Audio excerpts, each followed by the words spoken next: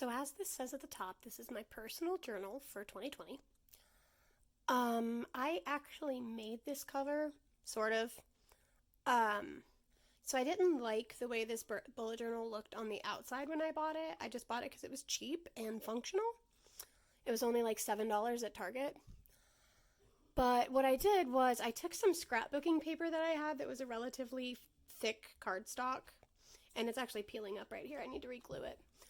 But I pasted it, cut it to size, and pasted it on the cover of this bullet journal, and then I did the back as well with a different piece for like an accent color.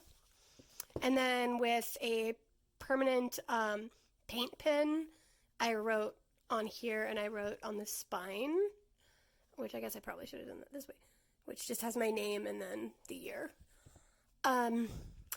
This journal is a hot mess, and I'm showing it to you guys so that you know that nobody's perfect, and despite the front that people can put on, you never know what's really going on behind the scenes unless they share it with you, like I am right now. So I started with an index, which is currently incorrect. And then I have like basic things that I kind of want to do every day, some stickers, a key. This is one of the first bullet journals I ever really tried to work with, so it's very rudimentary. I've got the overview of the year, which I have not been keeping up with because it is not the 6th right now. But anyway, so I've got this overview, which I like how it turned out. It's very like minimalistic but pretty.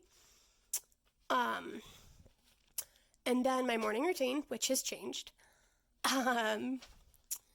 And some goals that I had that I wanted to keep in April, which I'm doing like maybe 60% well on. Sorry, my hand hurts.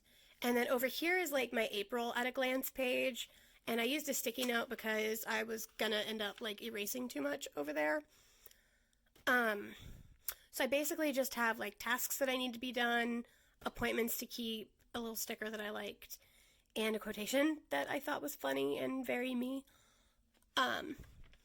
And then we gotta turn it this way. This is my tracking page, which again, I have not been keeping up with the past few days.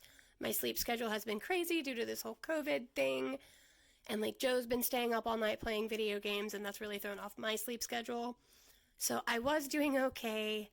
As you can see, I'm really bad at making my bed and reading because these are blank for a reason. I did not forget to put those in. I just haven't done it. And then here I was tracking like medical stuff. So I was having a lot of headaches last month. So I decided to start tracking that this month. And then as you can see, they basically went away. Then I'm tracking how tired I am, which is almost every day I'm like really tired. And then how often I take my medicine, which I do that unanimously. How often I shower and wash my face. And then how many days I'm happy and how many days I'm productive, which I've been doing pretty well so far this month. I'm kind of pleased with that. Then I have a chapter log for like books that I want to read. I have read 0 of this. Well, I've read a couple chapters of this. I just didn't cross them out. And then I read, these are some articles that I found that I wanted to read. I've read 1. I'm really behind, guys. This is my weekly spread. So I wanted to put the dates in the middle because that way, for one thing, I could separate Saturday and Sunday easily. And then on the other hand, I can kind of do like appointments and events and then tasks, which is kind of just my own thought process. I also have a therapist that I see once a week. So I'm tracking what we talk about in therapy and what I want to talk about the following week. And then for the week I have, this is my water tracker. Each box represents 8 ounces of water. And then this is like the last time that I did these things. So the last time that I did laundry was on Tuesday because I start my week on Monday. I wanted to start saving, but with everything going on with COVID, that's been completely impossible. We're barely staying above water right now. So saving money is very far out of the question.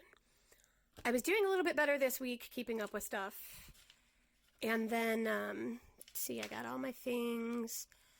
And then between this therapy session and this therapy session, we decided to switch to doing it twice a week instead of once a week. So that's why it's split in 2 now. This is the current week that we're on. So this is Thursday the 16th. I'm doing this well in advance of when I'm actually going to post this video because I'm neurotic and I need things done beforehand. So then at the end of all of this, so at the end of the April stuff, I have an actual journal of just things throughout the day that I've been writing down. That's my pen tester when I got new pens.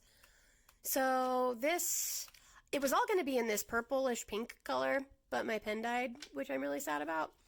So then it turned to like this light blue color over here, and then I lost that pen and switched to a marker for some reason.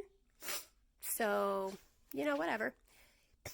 But I started May, which looks a lot cooler, but I think I'm actually going to just start a whole new journal because it's bothering me how thrown together, slapped together this is, and that it's not consistent and it's not very pretty.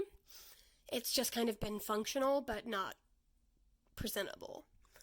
But like I said, I wanted to show this to you guys so that you know that it takes practice, it takes learning, it takes growing. You're not gonna get the perfect bullet journal the first time you do it, probably.